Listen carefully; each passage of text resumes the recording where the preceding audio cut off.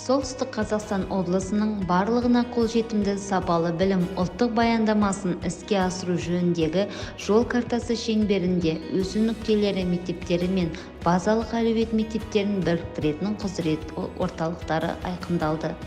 Құзыреттілік орталықтары бірыңғай мақсатпен біріктірілген мектеп мұғалімдеріне білім, дағдылар мен тәжірибені жинау және тарату орындары ретінде қызмет етеді.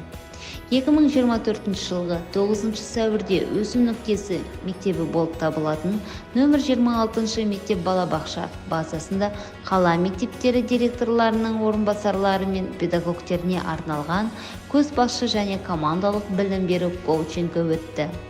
Іс-шара барысында мектеп директоры Гальчукова көзбасшылық қағидаттары, қазіргі көзбасшыға қажетті өзін-өзі тәрбиелеу дағдыларының маңыздылығы туралы ақпарат ұсынды. Педагогтың көзбасшы ретіндегі тұлғалық дамуы бойынша әдістемелік ұсыныстарды айтты. Мектеп директорының орынбасарлары көзбасшылық және командалық білім беру арқылы оқыту сапасын басқару тәжірибесімен бөлісті. Педагогикалық кеңестерді, жобаларды дайындау және өткізу шеңберінде командалық жұмысты ұйымдастыруды көрсетті.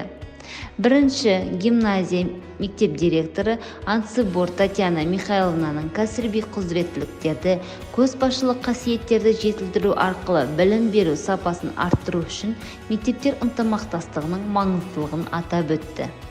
Коучинг жұмысы интерактивті форматта өтті. Қатысушылар мектеп командасына тиімді тәжірибесі үшін алғыстарын білдірді.